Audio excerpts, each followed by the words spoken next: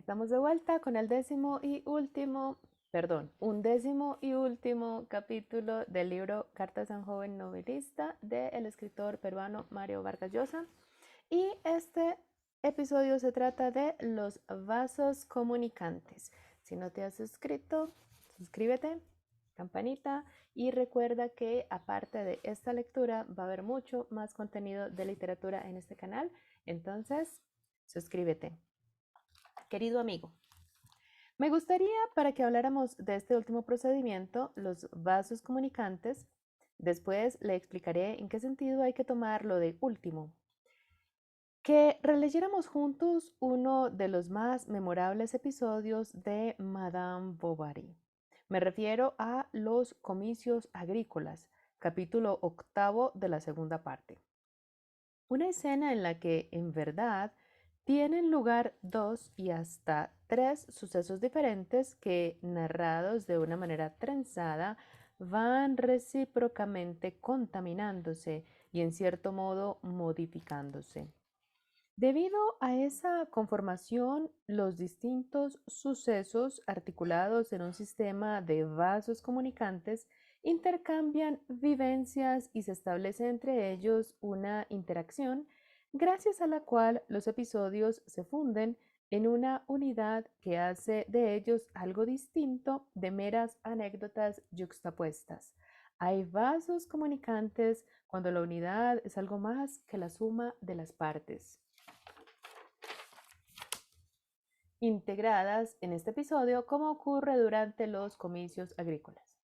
Allí tenemos entrelazadas por el narrador la descripción de esa feria o fiesta rural en que los agricultores exhiben productos y animales de sus granjas, celebran festejos, las autoridades pronuncian discursos e implantan medallas, y al mismo tiempo, en los altos del ayuntamiento, en la sala de las deliberaciones, desde donde se divisa aquella feria, Emma Bovary escucha las encendidas palabras de amor con que Rodolphe, su galán, la enamora.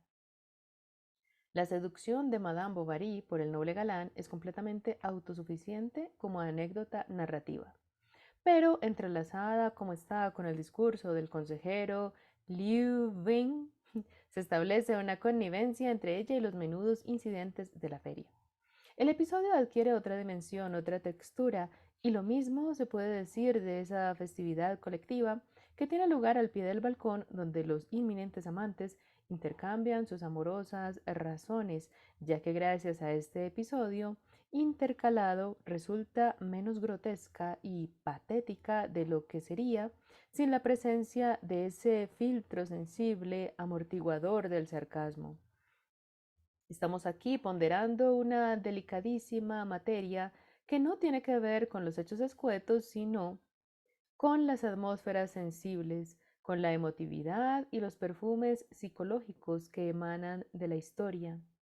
Y es en este dominio donde, bien empleado, el sistema de organización de la materia narrativa en vasos comunicantes resulta más efectivo, como en los comicios agrícolas de Madame Bovary. Toda la descripción de la feria agrícola es de un implacable sarcasmo que subraya hasta la crueldad aquella estupidez humana, la bêtise que fascinaba a Fleuret y que en el episodio alcanza su apogeo con la viejecita Catherine Leroy, a la que han premiado por sus 54 años de trabajo semi-animal, anunciando que entregará todo el dinero del premio al cura para que diga misas por su salud espiritual. Si los pobres granjeros parecen, en esta descripción, hundidos en rutinas embrutecedoras que los despojan de sensibilidad e imaginación y hacen de ellos unas aburridas figuras pedestres y convencionales, todavía peores resultan las autoridades, gárrulos personajillos flamantes de ridículo que presiden los comicios agrícolas y en quienes la hipocresía, la doblez del alma, parece el rasgo primordial, como lo denotan las frases huecas y estereotipadas del discurso del consejero Louvier, no sé cómo se pronuncia. Ahora bien, este cuadro tan negro y despiadado, que roza la inverosimilitud, es decir, el nulo poder de persuasión del episodio, Solo aparece cuando analizamos los comicios agrícolas disociados de la seducción a la que está visceralmente unido en la novela. En verdad, engarzado en el otro episodio, la ferocidad sarcástica queda considerablemente rebajada por efecto de esa presencia que va como sirviendo de válvula de escape a la ironía vitriólica. Ese elemento sentimental, amoroso, delicado que introduce en él la escena de la seducción, establece un sutil contrapunto gracias al cual brota la verosimilitud. Y por su parte, la ironía caricatural y jocosa, el elemento risueño de la fiesta rural, tiene también de manera recíproca un efecto moderador, corrector de los excesos de sentimentalismo, sobre todo retórico, que adornan el episodio de la seducción de Emma. Sin la presencia de ese poderoso factor realista, que es la presencia de esos granjeros con sus vacas y cerdos allí abajo, ese diálogo en el que chisporrotean los clichés y lugares comunes del vocabulario romántico se disolvería quizás en la irrealidad. Gracias al sistema de vasos comunicantes que los funde, los artistas que podían haber empobrecido el poder de persuasión de cada episodio las aristas, perdón, han sido limadas y la unidad narrativa se ha enriquecido más bien con aquella amalgama que dota al conjunto de rica y original consistencia. Todavía es posible establecer en el seno de ese todo, así conformado mediante los vasos comunicantes que une la fiesta rural y la seducción, otro contrapunto sutil al nivel retórico entre los discursos del alcalde, allí abajo, y el romántico discurso en el oído de Emma que pronuncia el seductor. El narrador entrelaza a ambos con el objetivo plenamente logrado de que la trenza de ambos discursos, que despliegan cada cual abundantes estereotipos de orden político o romántico, se amortigüen respectivamente, introduciendo en el relato una perspectiva irónica, sin la cual el poder de persuasión se reduciría al mínimo o desaparecería. Así pues, en los comicios agrícolas podemos decir que dentro de los vasos comunicantes generales hay encerrados otros, particulares, que reproducen en la parte la estructura global del episodio. Ahora sí podemos intentar una definición de los vasos comunicantes, dos o más episodios que ocurren en tiempos, espacios o niveles de realidad distintos, unidos en una totalidad narrativa por decisión del narrador, a fin de que esa vecindad o mezcla los modifique recíprocamente, añadiendo a cada uno de ellos una significación, atmósfera, simbolismo, etcétera, distinto del que tendrían narrados por separado. La mera yuxtaposición no es suficiente, claro está, para que el procedimiento funcione. Lo decisivo es que haya comunicación entre los dos episodios acercados o fundidos por el narrador en el texto narrativo. En algunos casos, la comunicación puede ser mínima, pero si ella no existe, no se puede hablar de vasos comunicantes, pues como hemos dicho, la unidad que esta técnica narrativa establece hace que el episodio así constituido sea siempre algo más que la mera suma de sus partes. Quizás el caso más sutil y arriesgado de vasos comunicantes se encuentre en Las palmeras salvajes de William Faulkner, novela en la que se cuentan en capítulos alternados dos historias independientes, la de una trágica historia de amor, pasión, unos amores adúlteros que terminan mal, y la de un prisionero al que una catástrofe natural semiapocalíptica, una inundación que convierte en ruinas una vasta comarca, lleva a realizar una increíble proeza para regresar a la prisión, donde las autoridades, como no saben qué hacer con él, lo condenan a más años de cárcel por tentativa de fuga. Estas dos historias no llegan nunca a entremezclarse anecdóticamente, aunque en la historia de los amantes en algún momento se alude a la inundación y al penado. Sin embargo, por su vecindad física, el lenguaje del narrador y un cierto clima desmesurado, en la pasión en un caso, en el desborde de los elementos y la integridad suicida que anima al prisionero en su hazaña por cumplir con su palabra de regresar a la prisión, llegan a establecer entre ambas una suerte de parentesco. Lo dijo Borges con la inteligencia y precisión que nunca le faltaban cuando ejercitaba la crítica literaria. Dos historias que nunca se confunden, pero de alguna manera se complementan. Una Una variante interesante de vasos comunicantes es la que ensaya Julio Cortázar en Rayuela, novela que, como usted recordará, transcurre en dos lugares: París, del lado de allá, y Buenos Aires, del lado de acá, entre los cuales es posible establecer una cierta cronología verista. Los episodios parisinos preceden a los porteños. Ahora bien, el autor ha puesto una nota al principio dando al lector dos distintas lecturas posibles del libro. Una llamémosla tradicional, empezando por el capítulo 1 y así sucesivamente según el orden regular, y otra saltando entre capítulos según una enumeración diferente que aparece indicada al final de cada episodio. Solo si se opta por esta segunda posibilidad, se lee todo el texto de la novela. Si se opta por el primero, todo un tercio de Rayuela queda excluido. Este tercio de Otros lados, capítulos prescindibles, no está formado por episodios creados por Cortázar ni narrados por sus narradores. Se trata de textos ajenos, de citas, o, cuando son de Cortázar, de textos autónomos, sin relación directa y anecdótica con la historia de Oliveira, La Maga, Rocamadour y demás personajes de la historia realista. Si no resulta incongruente usar ese término para Rayuela. Son collage que en esta relación de vasos comunicantes con los episodios propiamente novelescos referidos a ellos, pretenden añadir una dimensión nueva, que podríamos llamar mítica, literaria, un nivel retórico a la historia de Rayuela. Esta es clarísimamente la intencionalidad del contrapunto entre los episodios realistas y los collages. Cortázar ya había utilizado este sistema en su primera novela publicada, Los Premios, donde, entremezclados a la aventura de los pasajeros del barco, que es el escenario de la acción, aparecían unos monólogos de Percio, de extraña factura, reflexiones de índole abstracta, metafísica, a veces algo abstrusos, cuya intención era añadir una dimensión mítica a la historia realista. También en este caso, como siempre en Cortázar, hablar de realismo resulta inevitablemente inadecuado. Pero es sobre todo en algunos cuentos donde Cortázar utiliza con verdadera maestría el procedimiento de vasos comunicantes. Permítame recordarle esa pequeña maravilla de orfebrería técnica que es La noche boca arriba. ¿Lo tiene en la memoria?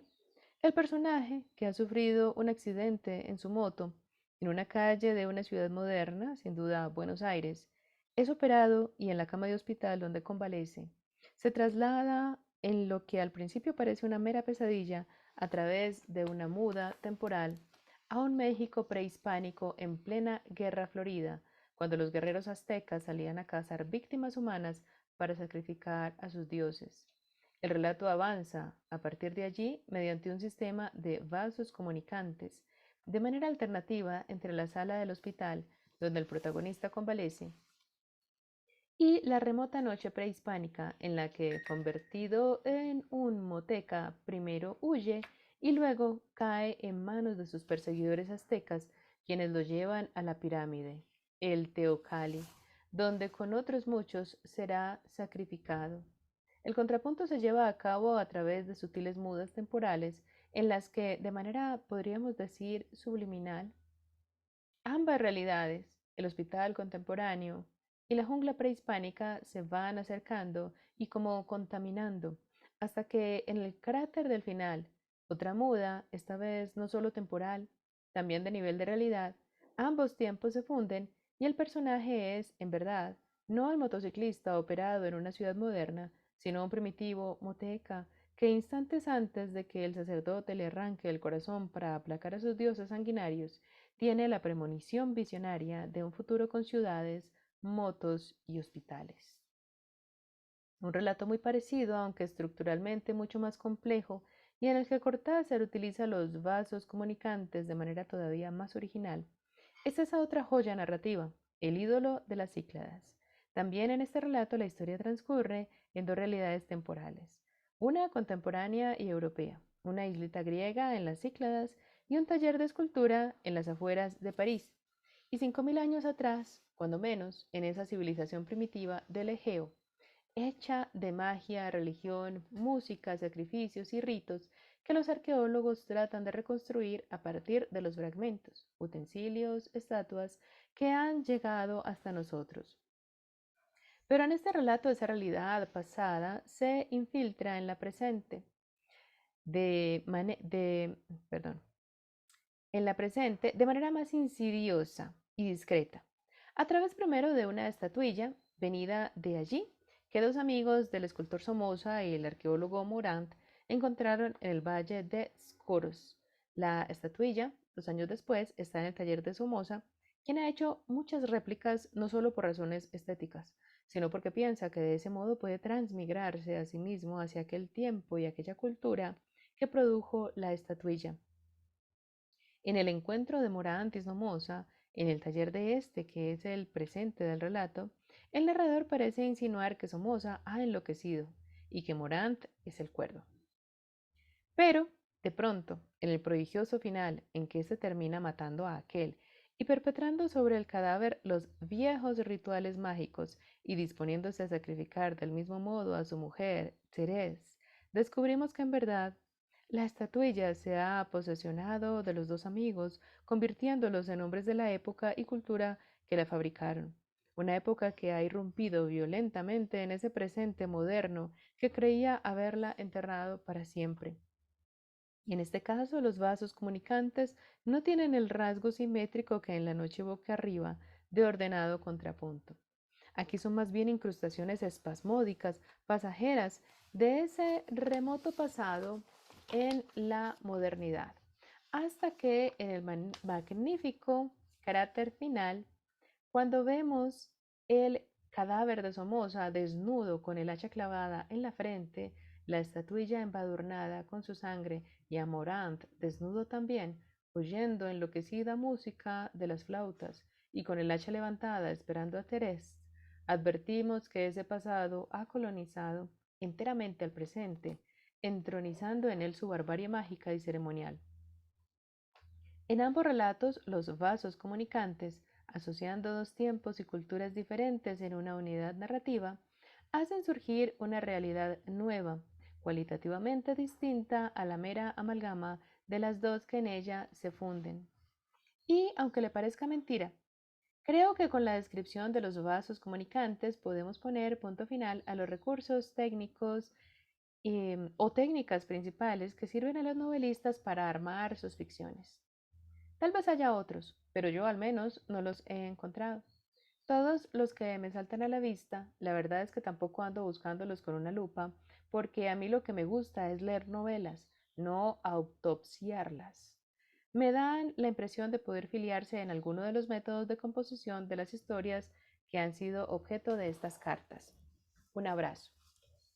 El capítulo que sigue, este es el fin del capítulo 11, donde habla de los vasos comunicantes, y luego viene el capítulo 12, que se llama A manera de postdata. Este capítulo es muy corto y por eso no quise hacer un video aparte con este capítulo. Así que lo voy a leer de una vez y así daremos por terminado este libro que según fecha que aparece aquí en la parte final, Mario Vargas Llosa lo terminó en Lima el 10 de mayo de 1997. Entonces, continuemos con el capítulo 12, que es muy breve. El capítulo 12 se llama A manera de postdata. Querido amigo, unas cuantas líneas para reiterarle a modo de despedida algo que le he dicho ya tantas veces en el curso de esta correspondencia, en la que, banderillado por sus estimulantes misivas, he intentado describir algunos recursos de que se valen los buenos novelistas para adoptar sus ficciones de ese hechizo al que caemos rendidos los lectores. Y es que la técnica, la forma, el discurso, el texto o como quiera llamársele, los pedantes han inventado numerosas denominaciones para algo que cualquier lector identifica sin el menor problema. Es un todo irrompible en el que separar el tema, el estilo, el orden, los puntos de vista, etc., equivale a realizar una disección en un cuerpo viviente. El resultado es siempre, aun en los mejores casos, una forma de homicidio. Y un cadáver es una pálida y tramposa reminiscencia del ser vivo en movimiento y plena creatividad, no invadido por la rigidez ni indefenso ante el avance de los gusanos. ¿Qué quiero decirle con esto? No, desde luego que la crítica sea inútil y prescindible, no, nada de eso. Por el contrario, la crítica puede ser una guía valiosísima para adentrarse en el mundo y las maneras de su autor. Y a veces un ensayo crítico constituye en sí mismo una obra de creación, ni más ni menos que una gran novela o un gran poema. Sin más, le cito estos ejemplos. Estudios y ensayos gongorinos de Damaso Alonso, To the Finland Station de Edmund Wilson, Port Royal de Saint-Benoît y The Road to Xanadu de John Livingston Lowes. 4 tipos de crítica muy distinta pero igualmente valiosa, iluminadora y creativa. Pero al mismo tiempo me parece importantísimo dejar claro que la crítica por sí sola, aun en los casos en que es más rigurosa y acertada, no consigue agotar el fenómeno de la creación, explicarlo en su totalidad. Siempre habrá, en una ficción o un poema logrados, un elemento o dimensión que el análisis crítico racional no logra apresar. Porque la crítica es un ejercicio de la razón y de la inteligencia, y en la creación literaria, además de estos factores, intervienen, y a veces de manera determinante, la intuición, la sensibilidad, la adivinación, incluso el azar, que escapan siempre a las redes de la más fina malla de la investigación crítica. Por eso nadie puede enseñar a otro a crear, a lo más a escribir y leer. El resto se lo enseña uno a sí mismo, tropezando, cayéndose y levantándose sin cesar. Querido amigo, estoy tratando de decirle que se olvide de todo lo que ha leído en mis cartas sobre la forma novelesca y de que se ponga a escribir novelas de una vez. Mucha suerte. Lima, 10 de mayo de 1997. Y este es entonces el fin del libro que hemos estado leyendo en las últimas semanas. Espero que hayan disfrutado mucho de esta lectura. En el final del libro hay toda una bibliografía que se puede consultar si alguien quiere, no conoce las novelas de las que él ha hablado. Aquí están todas las citas. Yo quiero decir, porque esto no me lo puedo callar, que las citas son un 99% de escritores varones. Varones. Solamente cita a 2 mujeres. A Virginia Woolf, de una manera pues... bueno, también hay una alusión por acá a Colette, la amiga de Flaubert. Y también menciona a Simone de Beauvoir, pero a Simone de Beauvoir la menciona precisamente para criticarla, para decirle que no ha logrado hacer bien algo. Con Virginia Woolf sí es elogioso, pero me parece que hacen falta muchas figuras femeninas en este libro. Parece que Vargas Llosa o no ha leído o no había leído hasta 1997 a muchas mujeres o no las consideraba dignas de ser citadas. Por alguna razón esto adolece de obras de referencia femeninas eh, y me parece que no es justo. Pero bueno, esa ya es otra discusión. Déjame tu opinión por acá en los comentarios si te parece que fue una actitud un poco machista esta de excluir casi por completo a las escritoras mujeres de esta obra que hace una reflexión sobre la construcción literaria. Y bueno, continúa mirando mis videos. Hay muchos otros temas que te pueden interesar, audiolibros, lectura de cuentos y por supuesto vamos a hablar muchísimo de la creación literaria, que es, digamos, mi meta, lograr ayudar a otros escritores que quieren aprender el arte de novelar, ayudándome a mí misma, porque a pesar de que yo ya he escrito varios libros y los he publicado, pienso que los escritores debemos mantener la humildad, pensar que nunca esto es un trabajo terminado, que siempre tenemos cosas nuevas que aprender. De nuevo, suscríbete, campanita, like, comparte y nos vemos la próxima vez. Subo videos los martes y los jueves. Adiós.